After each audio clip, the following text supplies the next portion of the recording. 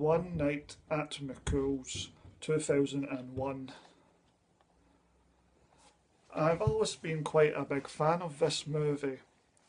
I think certainly in the past I have thought, oh, that's a really, really good movie. I wasn't so impressed with it on this viewing. It was almost good, but not quite. I think independent movies have a tendency to be a wee bit ragged, have unusual structural quirks, and just essentially being a little bit more eccentric than a studio film. I usually sort of assume that's because the studio system goes through, a script goes through development for a long time, possibly years, and they all know the three act structure and the correct, proper way to do things.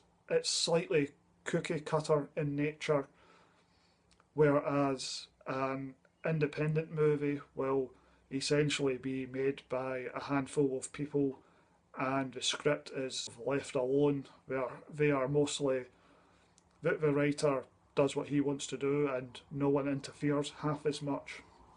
That's the assumption. I'm just saying though that I have found quite a few independent movies I feel as though they're a wee bit ragged and rough. The screenplay I'm talking about, and they kind of show signs of like maybe another rewrite could have been beneficial, added a bit more rigorous conventional structure to them. I'm not saying it's a good idea. I'm just all I'm saying is that I have found that a few times anyway. That more conventional storytelling may have been a good thing rather than a bad thing, or maybe not. Anyway, the point is why I'm saying this is I kind of feel that One Night at McCool's sort of possibly suffers a bit from that. The overall story is slightly weak, as in it doesn't really go anywhere.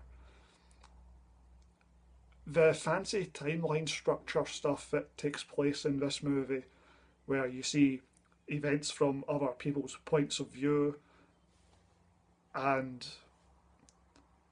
I think that makes you think, oh, this is very clever and very intelligent. And I think it kind of deceives you a wee bit or makes you think it's smarter than it really is. The fancy timeline stuff doesn't really contribute anything important to the film. It gives you a few chuckles, there's a few jokes, it gives the actors a chance to be a bit goofy. Matt Dillon in particular gets a few moments where he gets to play a bit goofy, and it must have been fun as an actor to do. The script isn't that great overall, I feel, because the actual overall story is pretty weak. Nothing much really comes of it. The story itself is borderline pointless. There are thematic concerns in it, but nothing of any actual real depth. It's maybe a more superficial movie than it perhaps initially appears.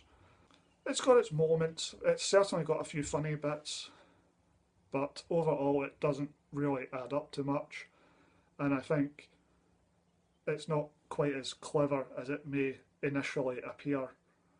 I think first viewing would be better than, fourth viewing. I think I would give the film 6.5 out of 10. It's not quite good, but it is slightly above average.